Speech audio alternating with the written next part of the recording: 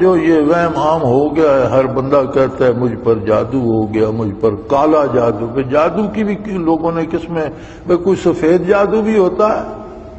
جادو سارا ہی کالا ہوتا ہے، ساری ظلمت ہوتی ہے، شیطانی عملیات ہیں، پھر اس میں سفید جادو کہاں سے آ گیا؟ وہ کہتے ہیں کالا جادو ہو گیا۔ تو یہ جادو کیا ہے؟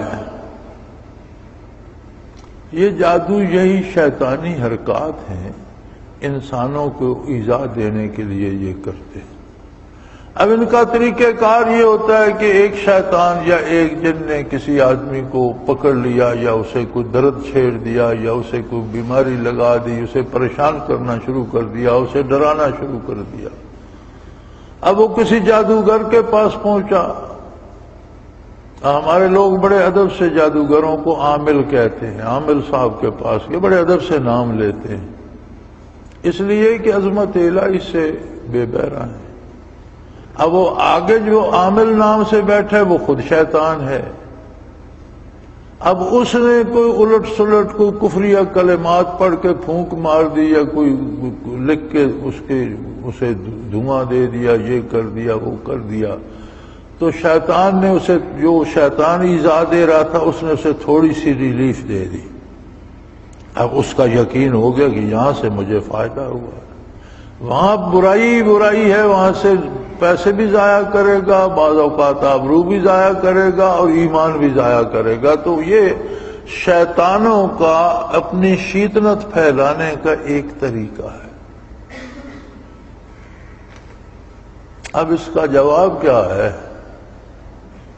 بڑا آسان جواب ہے، جو آپ لوگ اختیار نہیں کرتے۔ بڑا آسان جواب یہ ہے کہ جب بھی کوئی شیطان تجھے تنگ کرنا چاہے، فاستعذ باللہ، اللہ کا حکم ہے قرآن میں کہ میری پناہ میں آ جاؤ، میرے پاس آ جاؤ، میرے ساتھ بات کرو، میرا ذکر شروع کر دو، میری کتاب پڑھنا شروع کر دو، پاک صاف رہو، حلال کھاؤ، نیک عمل کرو، شیطان تمہارا کچھ نہیں بگڑے۔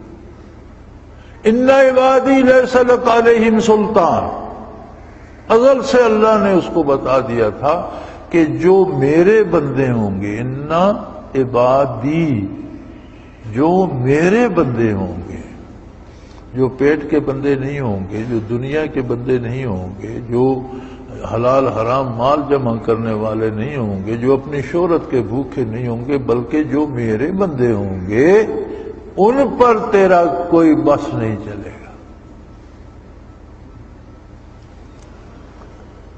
تو بڑا سادہ سا طریقہ ہے، وہی توبہ کرو، جو ہو چکا توبہ کرو۔ یہ تو بڑی آسان سی بات ہے، کچھ بھی کر چکے ہو، تمہارے گناہ اللہ کی رحمت کو عاجز نہیں کر سکتے۔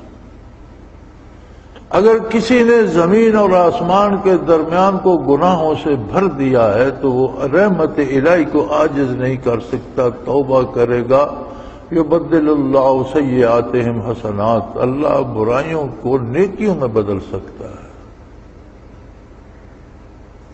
توبہ کرو اور اللہ کی پناہ میں آ جاؤ، اللہ خیر صلاح، کسی اور علاج کی ضرورت ہی نہیں۔ لیکن ہم جو اپنے آپ کو بڑا نیک کہتے ہیں، اللہ سے بنا کر رکھنے کو ہمارا بھی دل نہیں چاہتا کہ جب چندہ ہڑپ کرنے لگیں گے تو اللہ روک دے گا، کسی کا مال کھانے لگیں گے تو روک دے گا، اپنی بڑائی کی بات کریں گے، اپنے ہاتھ پاؤں چموانا چاہیں گے تو اللہ روک دے گا۔ یار ہماری بھی تو کوئی شان ہے، اللہ اللہ ہے، بڑا ہے، لیکن ہم بھی کچھ تو ہیں۔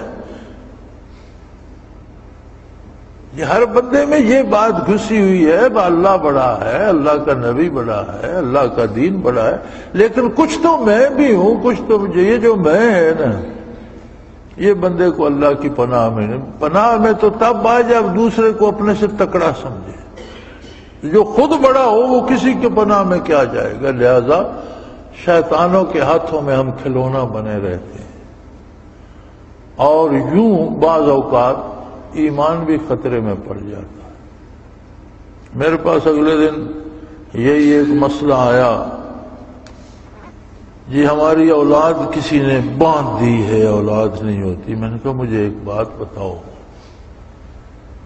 اب تو آج کی سائنس نے بھی بہت سی باتوں کی وضاحت کر دی کہ ایک انسان کے وجود میں 2.5 خرب 250 ارب سیل ہوتے ہیں ایک بندے کے وجود میں۔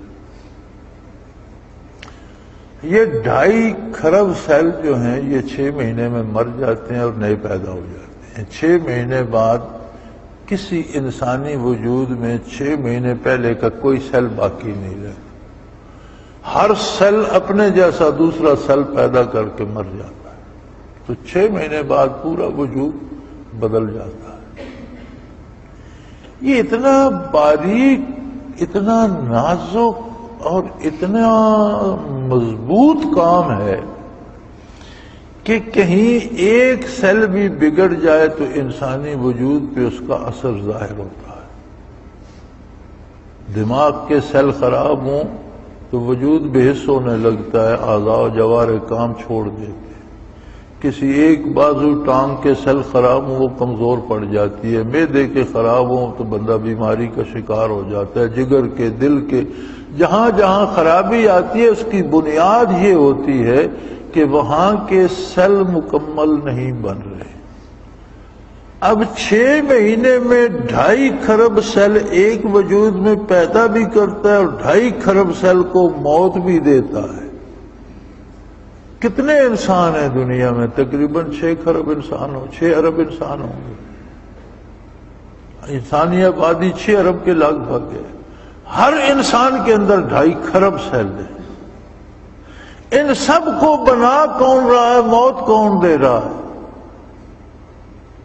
کوئی جادوگر اس ہستی کے سامنے دم مار سکتا ہے کہ اس کے کام میں مداخلت کرے؟ جسے وہ پیدا کرنا چاہتا ہے اسے روک دے اور جسے وہ مارنا چاہتا ہے اسے بچا لے؟ ممکن ہے؟ میں نے کہا یار تم دین کی بات یا اللہ کے رسول کے ارشاد کے علاوہ عقلاً بھی سوچ کر دیکھو تو یہ محال ہے کوئی کسی کی پیدائش نہ روک سکتا ہے نہ اجرا کر سکتا۔ دعا کرنا، اللہ سے طلب کرنا، ہر چیز اللہ سے ہی مانگنی ہے، دینا نہ دینا اس کے اپنے فیصلے پہ منحصر۔ بڑا عرصہ ہوا ہماری وزارت بہبود آبادی کی وزیر صاحبہ کو چیختے چلاتے کہ بندے زیادہ ہو گئے ہیں، بچے کم پیدا کرو۔ میرا خیال ہے بہت خوش ہوں گی، آج کل تو اللہ کریم نے بہت سے بندے بہا دیے سیلاب میں اور وزارت بہبود آبادی کا کام آسان ہو گیا۔ وہ جب تک وزارت روکتی رہی کوئی پیدا ہونے سے رکا، اور جب اس نے چاہا تو کتنے لوگوں کو موت لے گئی اپنی آغوش میں، لمحوں میں لے کے چلی گئی۔ اس کا اپنا نظام ہے، اپنا کام کرو، جو کام قدرت کا ہے اس میں مداخلت کیوں کرتے ہو؟ تمہیں اللہ نے عہدے دی ہیں، ذمہ داریاں دی ہیں، جو مخلوق ہے اس میں سے چھین کر وسائل اقتدار کے زور پر کھاؤ نہیں، انہیں انصاف سے لوگوں میں بانٹو۔ لیکن فرمایا جو نبی کی مخالفت کرتے ہیں انسان ہوں یا جن، دراصل یہ شیطان ہے اور میری مخلوق ہیں، مجھ سے بھاگ کر کہیں نہیں جائیں گے۔ یہ بتا دیا کہ خالق ان کا بھی میں ہوں، لہذا انہیں بھی لوٹ کر میری بارگاہ میں حاضر ہونا ہے۔ اور یہ ایسے اتنے برے ہو جاتے ہیں کہ ایک دوسرے سے باتیں کرتے ہیں تو آپس میں بھی جھوٹ بولتے ہیں۔ شیطان سے بھی وفا نہیں کرتا، سچی بات اسے بھی نہیں بتاتا۔ وہ شیطان انسانوں سے ہو یا جنوں سے ہو، اپنے مطلب کی بات کرتا ہے، جھوٹ بولتا ہے۔